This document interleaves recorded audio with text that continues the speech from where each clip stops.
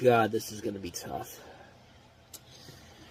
Hello, everybody. It's another edition of Time About the Movies, and today we're taking a look at the films of April 27th, 2001. Why am I this way right now? Because even though we have 4 movies to look at today, they are 4 of the most notoriously bad movies that came out in 2001. That was right. An entire weekend with nothing but bad movies. Whether they were big bombs, movies that are just so stupid that they're not even watchable, and just terrible movies. Brace yourselves, folks. This is one's going to be rough, so might as well go ahead and get right to it, and we'll start off with the biggest new release of the weekend, and that is Sylvester Stallone leading an ensemble cast and also writing the script for Driven.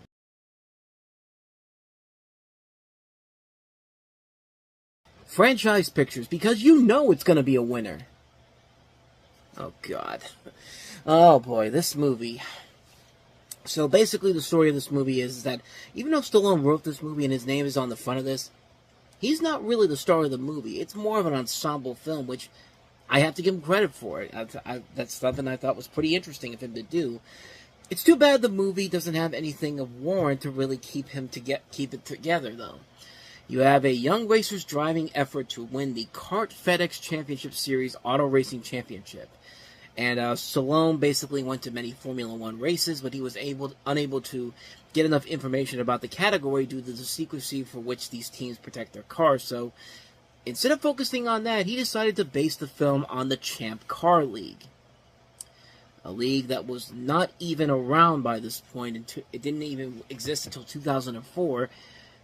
And didn't even last 4 seasons. So this thing was already dated before the thing they're basing this on even took place. That should be warning sign number 1 to stay the hell away from this movie. Warning sign number 2. It's every bad thing. It's every bad element of the biggest films of 2001. 2 of the biggest films of 2001: Pearl Harbor and The Fast and the Furious. Imagine those two brought together and written by a guy who clearly is writing something that's clearly past his prime. Like, this is like, Stallone can be a great writer, but man, you're trying to write stuff like this for a younger generation, and it's bad. It's a bad movie on so many levels. Stallone is kind of wasted in this movie. Burt Reynolds is in this film. Gina Gershon, Estella Warren, who's really annoying in this movie. The two guys in here, Till Schweiger and Kip Pardue. God, they're so annoying in this movie. Everybody in this movie is just so annoying. You hate every single person in this movie. And it's pretty clear this movie has no idea what the hell they're trying to accomplish here. This thing has a budget of close to $100 million. And if you watch this movie, you would have no idea what the hell they were thinking about doing. Like, this makes the early CG in the first Fast and Furious movies look like classics. Looks like pure perfection compared to what the hell they do in this movie here. There's just nothing in this movie that works at all. This is a film that's just like... And he wrote this 25 times. He had 25 different drafts of this movie. And he also said this was autobiographical. It's just like, do you really have any idea what the hell you're doing, Stallone? Like I thought Expendables 4 was the worst you could do. But you know what? Jason Statham and Megan Fox were the best things about that movie, even though you barely had anything to do with that one, even though that was your baby. But this is bad. This is really, really bad. I mean, this is a movie that is just an abomination on so many levels, a plot that makes no sense whatsoever. It's a terrible movie.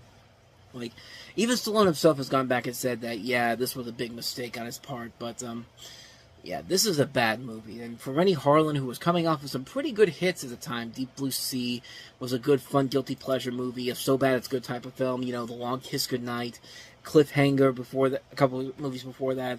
Like, this was a film that kind of was like the beginning of the downfall for him, because he never made another movie that was notable after this point. Like, you know, Exorcist: The Beginning, The Covenant, you know, 12 Rounds, that movie with John Cena in it, and everyone remembers. By everybody, I mean nobody, not even John Cena. But, no. It's a bad movie, man. It's just a terrible, terrible movie. It's not interesting. The racing elements make no sense whatsoever. The characters are bad. It's just a poorly made movie on so many levels. It's a bad film, plain and simple. But But we're only just digging into the good stuff. We're just getting started here. We're just digging into the pile of shit. So let's go ahead and move on to our next masterpiece of assness, and that is Town and Country. And yes, there's going to be a lot more swearing in this episode because, man, this was a rough week. So let's talk about the infamous flop Town and Country.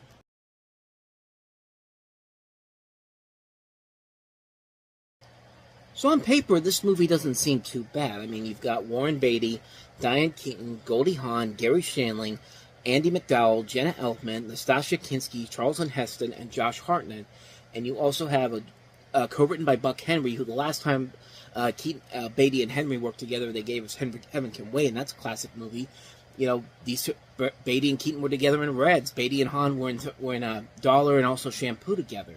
I mean, you have a good director in Peter Kelsom, who has directed a couple movies we talked about, Funny Bones and The Mighty. So really, where did this movie go wrong? Yeah, it turns out this movie began production back in 1998 with a budget of $44 million. This thing cost $105 million to put together. This thing took almost 4 years to make. They had to reshoot the movie. And basically what happened was that Shandling left the production because the script had to be redeveloped. Diane Keaton left to direct her movie, and it took a full year to get everybody back together with these new pages. Buck Henry basically had to rewrite the script because, hey, it worked with Heaven Can Wait, and they had to rewrite the script all together again. So they basically added all these new scenes with Henry joining the cast. There's a new climax they added to the movie. They added more scenes in this film, and like I said, the thing went to $105 million for a film that was supposed to start at $44 million. Even at $44 million, there was no way this movie was going to sell, especially if you see the trailer, the long trailer for this. But man, like, this is one of those movies that's just like, it's just such a disaster on so many levels. Like, one critic, I think, said it best. It's the rare movie that can't seem to decide whether it wants to be Freddy Got Fingered or Hannah and Her Sisters. It's that bad of a movie. Like, it's... When you have to compare it to Freddy Got Fingered of all movies, you know you screwed up big time. And for Warren Beatty, this is not the second time in the last 15 years where he's had a notorious bomb. Of course, we have Ishtar, but even then, Ishtar had its moments to it. Like, Ishtar was not a bad movie. It was just an overblown movie that just had a lot of moments in there. It was just completely unnecessary. But this... Like, if you have to wait 4 years, 3-4 years for this movie to get made, you just need to call it quits. Just shelve the movie. Like, nowadays it's become a common thing to shelve movies that you don't believe in, even though they can be completely wrong about that. But this is just like this thing should not have made it to theaters. Like, this is such a disaster on so many levels. Like, it's a film that has gone on to become one of the most worst comedies ever made, one of the worst movies ever made. And it literally left Warren Beatty with nothing to do for 15 years. Because he wouldn't return again until he made another movie with Rules Don't Apply in 2016, which was a bad movie. It was in my bottom 10 for the worst movies of 2016. But it's like Citizen Kane compared to this train wreck of a movie. Like, nothing about this movie makes any sense whatsoever. And they're lazy attempts at trying to add sex, trying to be a sex comedy. That's just like... It's just a colossal failure, man. This is a movie that just has no idea what they could do to save it.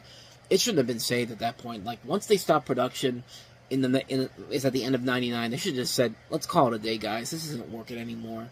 And like, but it's here, and it's often considered one of the worst movies ever made, one of the worst comedies ever made. And quite frankly, I do not blame them one bit, because this is as bad as you think it's going to be. With all the talent they have in this movie, it's a complete mess on so many levels. Just horrible, horrible movie.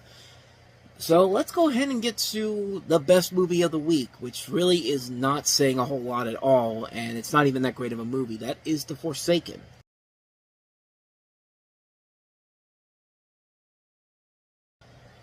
When I say it's the best movie, I say it's the most consistent movie, because it at least knows exactly what it's trying to do and what it's trying to be.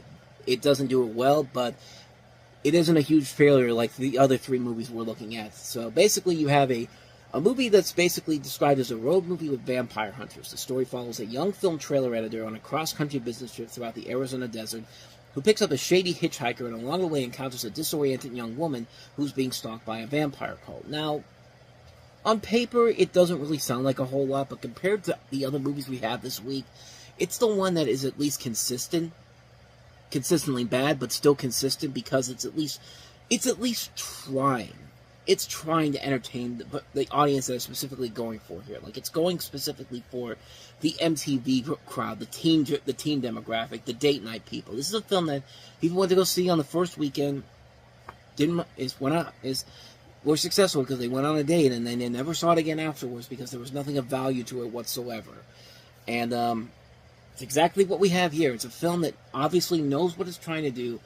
It's at least trying to get entertained.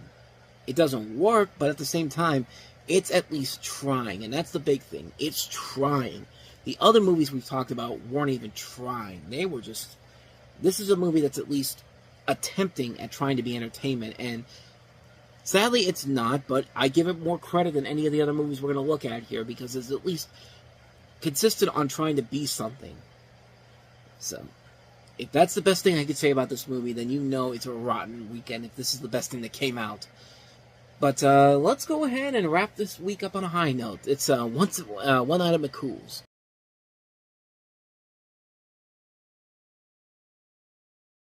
Even the marketing for this movie was just bad. The storyline of this movie here is that after a hard night at McCool's, bartender Randy, played by Matt Dillon, runs into Jewel, played by Liv Tyler. The seductive lady seems to have evaded a rape pretty closely, and when the man comes back, she puts a bullet in his hand, and after all these events, Randy takes Jewel home, and the two become a couple, yet Jewel begins to develop into a very demanding girlfriend and drives Randy into committing crimes for her and her elaborate lifestyle. Randy's cousin Carl, played by Paul Reiser, is driven crazy by Randy's incredible sexy girl, as well as the investigating officer, played by John Goodman. And, yeah. There's the problem with the movie. I have no idea what the hell is going on in this film. Nobody really does. All it's riding on is, hey, Liv Tyler is sexy. You know, that's more than you need to sell the movie. And, yeah, it doesn't sell the movie. In fact, it does anything but that. Oh, Michael Douglas is also in here, too. So is Reba McEntire, so is Richard Jenkins, and, hey, Helen Hunt has a cameo in here. Remember when Reiser and Helen Hunt were Mad About You? That was fun. This movie is not fun. This is a film that just has so many problems to it. From a story perspective, from what the hell the purpose of the movie is trying to be. And again, it's one of those movies that's trying to be the next There's Something About Mary. Like, it's trying to be that raunchy comedy that just can't... It's not working. Like, if it's not funny and you don't have a plot to work with here, nobody is going to go see this movie. And sure enough, they do not have a plot here. They don't have a story to go with here. It's not a good movie. It's a bad film. Like, it's not funny. It's not sexy. It's not trying to do anything unique or interesting. It has no idea what it's trying to do. It's just trying to sell you on the sex appeal and then get out of there. And it doesn't work. People bought it, and people were lucky enough to buy, and people were smart enough to stay away from it. It was a flop when it came out, and thank God for that, because I couldn't wait. It's because I was hoping. Toy boat. I'm so mad I'm getting flustered right now, but because Two Night at McCool's would have been just too much for me to handle. But anyway, like I said, I'm getting flabbergasted for nothing here. That's all I gotta say about this one. One Night at McCool's. God, Lord, that was a rough week. That was rough. That's one of those weeks where it's just like, it's one bad movie after another, and you're just like, how the hell am I going to talk about all these movies and try to pretend like there's some value there? That was a rough week to talk about. But the good news is, next week we actually have, I won't say a great movie, but a movie that's at least tolerable and watchable. And that's The Mummy Returns, which will kick off the 2001 summer movie season when we meet next time here on Time About the Movies. But until then, thank you so much for watching, and I hope that I hope that you found some value of this in this episode. I sure did. I told you 4 movies to stay the hell away from, but that's not what I wanted to say. If you like what you saw and you want to see more videos like this, like I said, I'm getting flabbergasted by this. Hit the like and subscribe button, and don't forget to check out the playlist on the next page and check out the next episode from before.